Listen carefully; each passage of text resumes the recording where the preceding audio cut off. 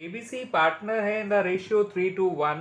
उनकी balance sheet 31 मार्च 2023 को इस तरह से है। इनकी कैपिटल बैलेंसेस है 60,000, 60,000 और 40,000। क्रेडिटर्स है 30,000, बिल पेबल है 10,000। एसेट साइड में लैंड एंड बिल्डिंग है 50,000, प्लांट एंड मशीनरी है 40,000, फर्नीचर है 30,000, स्टॉक है 20,000, डेटर है 30,000, बिल रिसीवेबल है 20,000 और बैंक बैलेंस है 10,000 और टोटल है दोनों साइड का 2 लाख। इन्होंने डी को पार्टनर बनाया जिसे 50,000 कैपिटल लेके आनी थी, मगर साथ साथ ये भी कहा गया कि जो क्रेडिटर्स हैं उसमें 10,000 जो हैं वो डी को देने हैं। तो डी जो है हमारा पहले से ही क्रेडिटर था जिसे हमें 10,000 देने हैं। तो डी जो कैपिटल सच में लेकर आएगा वो पूरा 50 नहीं लाएगा, वो 10,000 हटा कर लाएगा, यानी 40,000 लाएगा। उसके अलावा अगला पॉइंट ये है कि आपका एडवर्टाइजमेंट एक्सपेंडिचर जो 1200 था उसे प्रीपेड मान के नेक्स्ट ईयर में कैरी फॉरवर्ड करना है।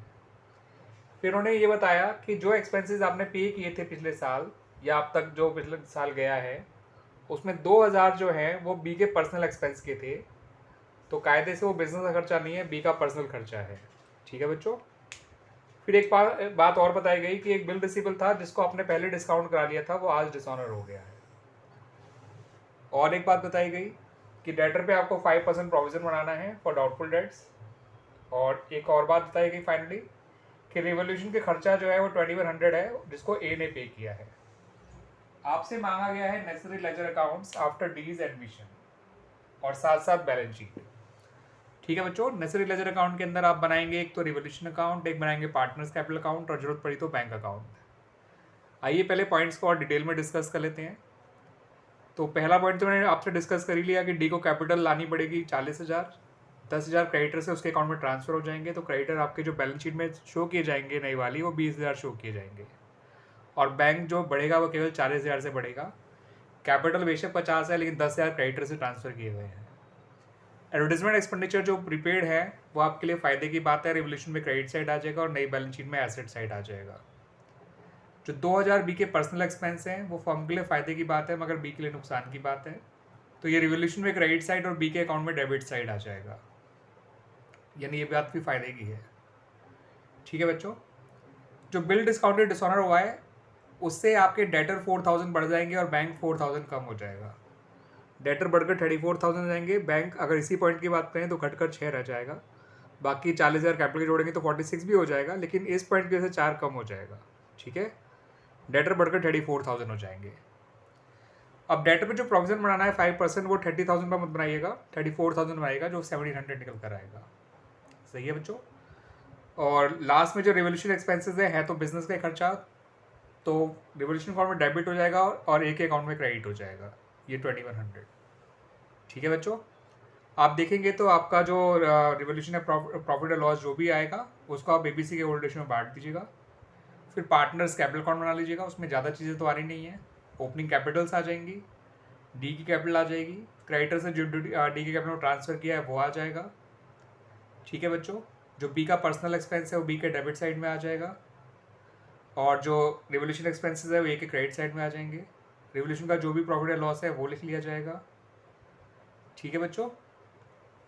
बस इतनी चीज़ें होंगी, उसका हमें क्लोजिंग बैलेंस आ जाएगा। फिर जब बैलेंस शीट बनाएंगे अपनी दोबारा वाली, तो ए बी सी डी की नई वाली कैपिटल आ जाएंगी। क्रेडिटर में 10 कम करके लिखा जाएगा, bill payable as it is लिखा जाएगा, land building as it is लिखा जाएगा, plant machinery as it is लिखा जाएगा, फर्नीचर एज इट इज़ लिखा जाएगा, स्टॉक एज इट इज़ लिखा जाएगा। डेटर्स में 4 बढ़ा के प्रोविजन माइनस कर देंगे। Bill receivable as it is लिखा जाएगा क्योंकि ये बी आर जो है वो पुराना डिस्काउंट किया बी आर था, उसका इस बी आर से कोई मतलब नहीं है। और जब वो बी आर डिसऑनर होगा तो उससे डेटर डेबिट होके और बैंक क्रेडिट होगा, उसका इस बी आर से कोई मतलब नहीं है। बैंक बैलेंस में आप लोग जो है 40,000 जो डी कैपिटल है वो जोड़ेंगे और 4,000 जो बिल डिस्काउंटेड डिसऑनर होता है वो माइनस करेंगे। उसके अलावा प्रीपेड एक्सपेंसेस लिखना मत भूलिएगा, जो प्रीपेड एडवर्टाइजमेंट एक्सपेंडिचर है। ठीक है बच्चों। और बैलेंस शीट पक्का मैच कर जाएगी।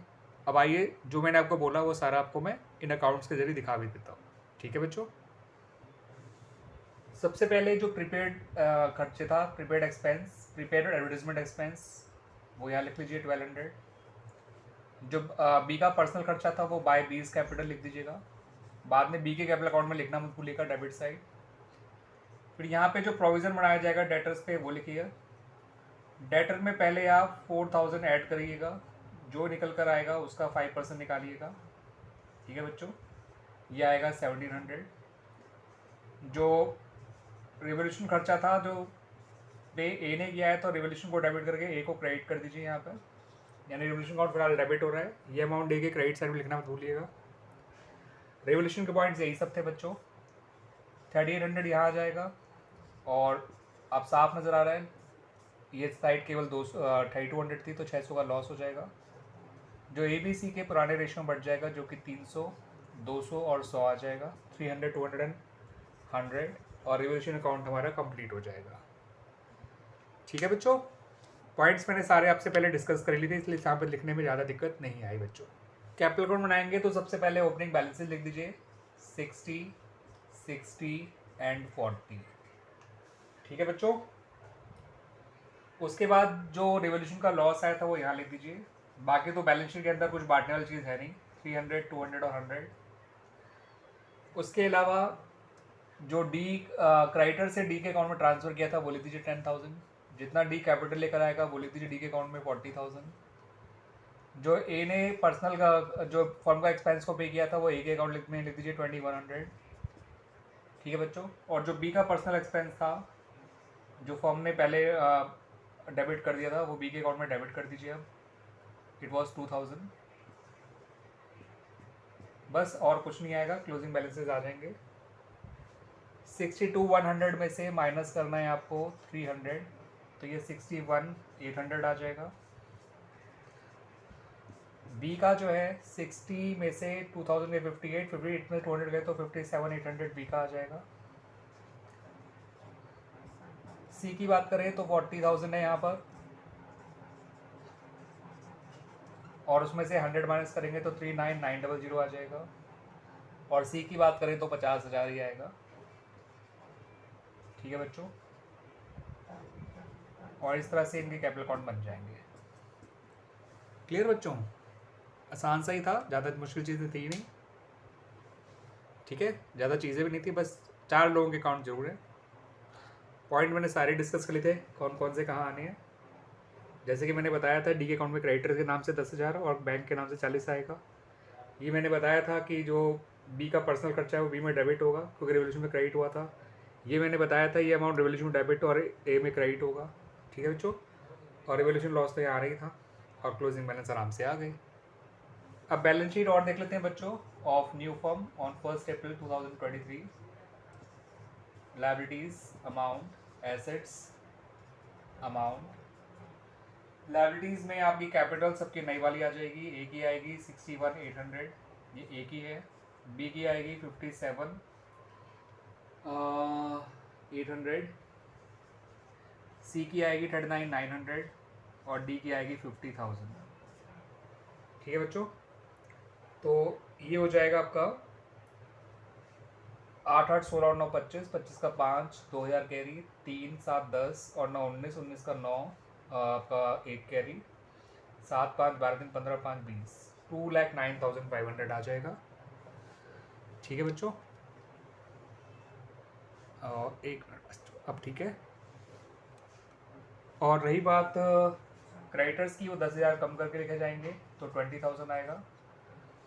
बिल पेबल 10,000 ही आ जाएगा, उसमें कोई चेंज हुआ नहीं, नई लायबिलिटी कोई है नहीं, तो 239,500 आपका टोटल आ जाएगा। ठीक है बच्चों, उम्मीद करता हूँ दिख जाएगा आपको। ये लीजिए,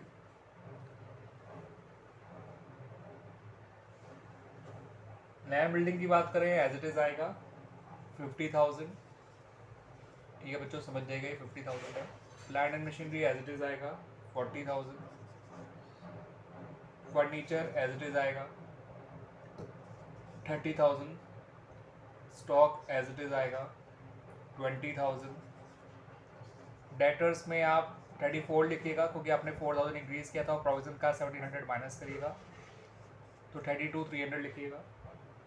bill receivable as it is आएगा बच्चों, ध्यान रखिएगा 20,000। बैंक जो है वो फाइनली 46,000 आएगा। 4 कम करने हैं 10 में और आपको 40 बढ़ाने हैं जो डी कैपिटल लेकर आया था। और एक वो प्रीपेड एडवर्टाइजमेंट एक्सपेंडिचर लिखना मत भूलिएगा 1,200। ये साइड भी आपकी 239,500 आ जाएगी बच्चों, पक्का। ठीक है बच्चों, तो इस तरह से हमारी ये बैलेंस शीट भी कंप्लीट हो जाएगी बच्चों, और ये क्वेश्चन भी। ये क्वेश्चन है 64 और बुक है T S Grewal edition 2023, chapter का नाम है एडमिशन ऑफ अ पार्टनर। ठीक है बच्चों।